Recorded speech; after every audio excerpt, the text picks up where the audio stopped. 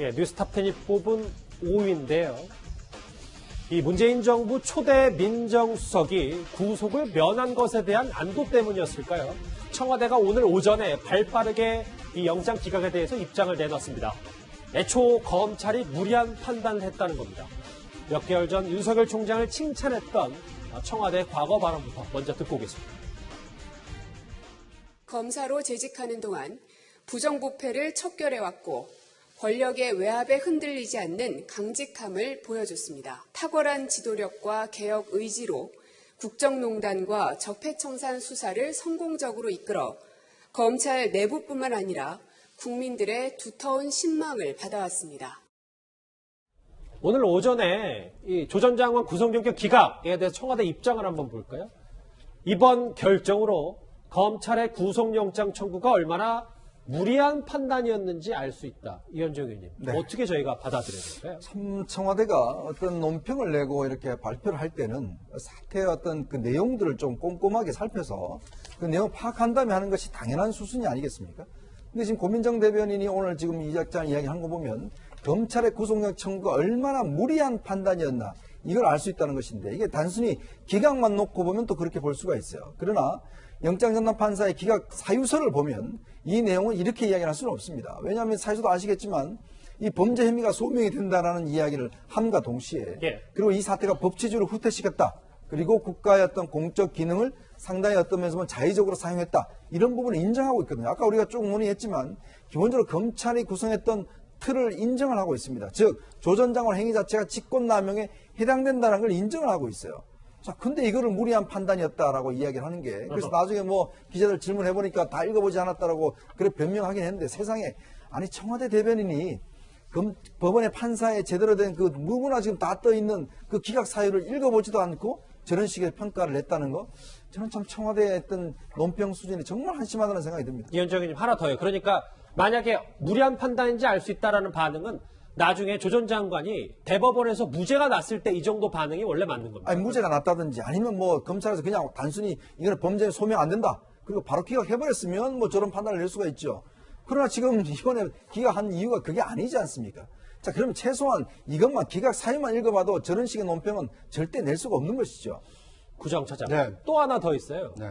한 청와대 관계자에게 기자들이 질문을 한 거예요. 법원의 기각사유 전문을 보면 피해자가 직권남용했다는 문구가 들어가 있다. 어디에 그런 부분이 있냐? 전문을 본 것인가? 전문을 보지 않았다. 이게 참 안타까운 것이요. 영장을 청구했는데 영장이 나오지 않았다고 해서 무리한 청구다라는 것을 알 수 있다. 이렇게 해명하지 않았습니까? 그런데 직권을 남용했다는 문구가 실제로 직권을 남용했다라고 뭐 재판부가 그 기각 사유를 쓰지는 않았습니다. 대신 그걸 어떻게 표현을 했냐 하면 우리 사회의 근간인 법치주의를 후퇴시켰을 뿐만 아니라 국가 기능의 공적인 공정한 행사를 저해한 사정이 있다. 그러니까 직권을 남용했다라고 직설적으로 표현은 안 했지만 애둘러서 직권을 남용했다라는 그 남용함으로써 우리 사회의 이 법치주의를 후퇴시키고 이 공정한 이 기능을 저해시켰다라는 이 비유적인 표현으로서 그 죄질이 나쁘다라는 것을 명시하고 있음에도 불구하고 그런 이 직설적인 직권 남용 표현이 없다라는 것으로 저렇게 해명을 한다는 것은 사실 받아들이기 상당히 좀 어려운 해명이 아닌가 하는 생각이 듭니다. 청와대가 이례적으로 발빠르게 입장을 내놓은 것에 대해서 좀 뭐 너무 이례적인 거 아니냐, 무리수 아니냐라는 뭐 비판도 일견 있어서요. 조국 전 장관의 구속영장 기각에 정치권도 또 한 번 둘로 나뉘었습니다. 조국은 잠시 피했을 뿐이지 이것이 해결되는 것은 아니다. 단지 그 부인께서 경고석 신청을 했다가 이 영장을 또 기각시키기 위해서 또 그냥 취소를 하고 참 아주 어떻게 보면은 너무 잔존하잖아요. 치사하고 이 장관까지 한 사람이 직권 남용으로 기소한 경우가 거의 없어요. 다 무죄 나와요. 거의 대부분이. 제가 알고 있기로는 검찰 내부에서 이건 영장 청구해봐야 기각된다. 하지 말자. 이랬는데 강경파들이 이걸 하자 해가지고 사필 규정이에요. 보시는 것처럼 뭐 정치권이야 뭐 당연한 얘기긴 합니다만 이 최진봉 교수님, 여당에서도 뭐 정치판사 야당은 법원을 향해서도 뭐 여러 가지 비판들을 이렇게 쏟아냈습니다. 그러니까 뭐 정치인들이 하는 수사인데 저렇게 되면 사실 그 검찰이나 사법부 입장에서는 마치 정치적으로 영향을 받거나 압력을 받을 가능성도 있기 때문에 저는 이번에 판결 나온 것도 보면요. 양쪽이 다 들어있어요, 의견이. 그러니까 범죄가 일정 부분 소명된다고 하고 있는 부분도 있고, 그러나 중대성이 적어서 일단 구속할 사유까지는 안 된다고 주장을 하고 있고, 두 개가 다 들어있으면 판사 입장에서 물론 뭐 본인이 판사가 판결할 때 있어서 여러 가지 의견을 고려할 수도 있겠습니다만 그 두 가지가 다 있는데 본인들이 보고 싶은 것만 보는 거 아니겠어요? 그렇게 얘기하는 것은 바람직하지 않다고 보고, 자유한국당도 사법부가 청와대와 혼연일치가 됐다 이렇게까지 표현하면 사법부에 대한 모독 아닙니까? 그렇게까지 얘기할 필요는 없다는 생각이 들어요. 그리고 이제 앞으로 재판을 통해서 가려져야 될 문제이고요. 지금은 이게 영장을 발부할 거냐 말 거냐 가지고 지금 얘기한 겁니다. 거기에서 두 가지가 같이 있다고 제가 말씀을 드렸고요.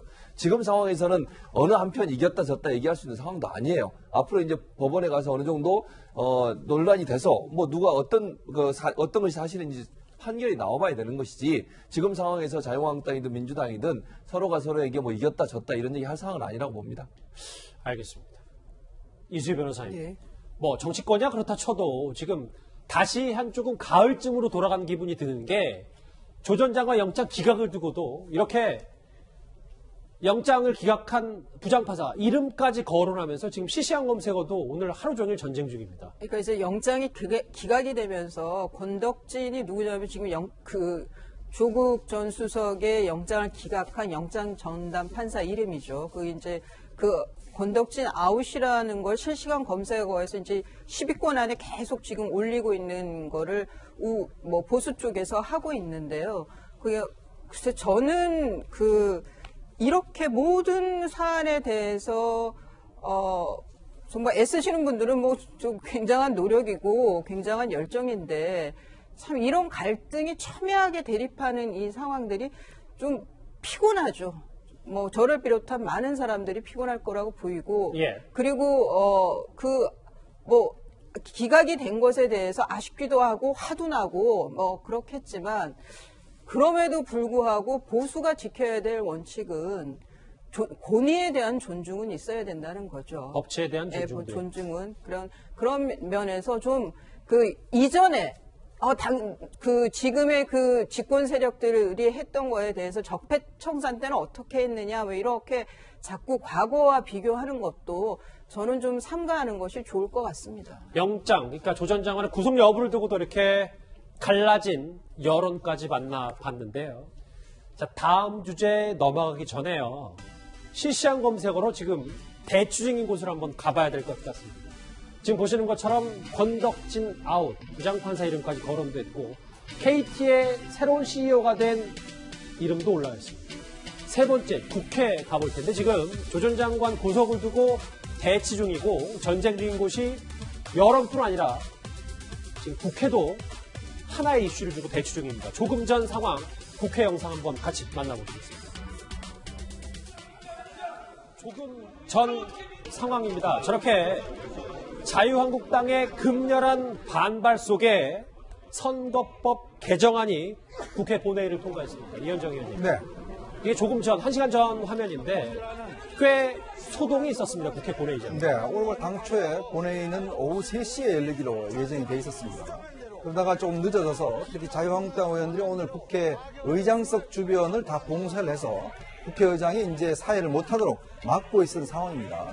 오후 5시 30분에 문희상 국회의장이 이제 입장을 했는데 여전히 자유한국당 의원들이 막았어요. 그래서 진퇴를 하다가 결국 이 문희상 의장이 경호권을 발동했습니다. 이 경호권이라는 게 또 이제 국회에 있는 경위들을 동원해서 이제 이 의장석을 확보하는 것인데요. 질서유지기원을 일단 발동을 해서 저렇게 일단 좀 단상에서 이 선거법 개정안을 오늘 전격적으로 통과시켰는데 전체 재석 167석 중에서 찬성이 156, 반대가 10, 기권 한 석으로 해서 일단 통과됐습니다. 아시겠지만 이게 지난번 임시국회 때 필리버스터로 해서 이제 통과 안 됐었거든요. 근데 이번 새로 되는 이제 임시국회에서는 예전에 필리버스터했던 법안에 대해서는 다시금 필리버스터 할 수 없게 되어 있습니다. 그러니까 가장 먼저 오늘 첫 순서로 일단 이 안건을 올렸고 아마 조만간 여당은 또 이제 공수처법을 이제 상정을 할 것 같습니다. 잠시만요. 아까 화면 잠깐 보실게요. 그러니까 지금 문희상 의장이 자유한국당 의원들의 저지를 뚫고 저렇게 의사 진행을 했고, 선거법 개정안을 통과했습니다. 부장처장, 아까는 뭐 심재철 자유한국당 원내대표가 문희상 의장 옆에서 강력하게 항의하는 모습 봤는데, 네. 그럼 이제 선거법 개정안이 통과가 됐다. 네. 그럼 앞으로 준연동형 비례대표제가 도입이 되는 이제 도입이 되는 겁니다. 그러니까 이제 의석수는 그 지역구는 253석, 그 비례대표는 47석인데 이 47석 중에 30석이 이제 연동형 비례대표제가 적용이 되는 겁니다. 그러니까 연동형 비례대표제는 지역구에서 득표한 정당 의석수에 비해서 이 비례대표 의원을 많이 확보하지 못한 정당에게 비례대표 의원을 확보하도록 이게 돕는 제도인데요. 그러니까 지금까지는 이 지역구에서 이 당선된 것과 상관없이 이 정당 투표에 따라서 비례대표를 나눴는데 앞으로는 지역구에서 많이 당선시킨 정당은 배제하고 이 지역구에서 당선시키지 못한 이 정당에게 정당 득표에 따라서 의석수를 나눠주게 되기 때문에 이 소수 정당에게 상당히 많은 이 비례대표 의원이 돌아갈 수 있는 길이 열린 셈입니다. 선거법 통과를 저지하는 이제 피켓들이 문희상 의장 의사봉 앞에까지 저렇게 날아다니고 말이죠. 예, 이현정님. 이 짧게 통과 부탁드릴게요. 직후에 일단 자유한국당이 올 1월 달에 일단 비례한국당 가칭을 창당하겠다 공식 선언을 했습니다. 이게 왜 그러냐면 이제 비례 의석을 못하기 때문에 일단 비례 정당을 만들어서 이제 어떤 비례 선거에 대비하겠다는 것인데 이렇게 될 경우에 앞으로 이제 비례 정당을 어떤 위성 정당을 창당을 둘러싸고 상당히 정치권에 논란이 일 것 같습니다. 12월 27일 6시쯤 다 돼서였습니다. 국회 본회의장에 큰 소동 선거법 개정안이 본회의를 통과했다는 소식 저희가 실시간 검색으로 함께 만나봤습니다.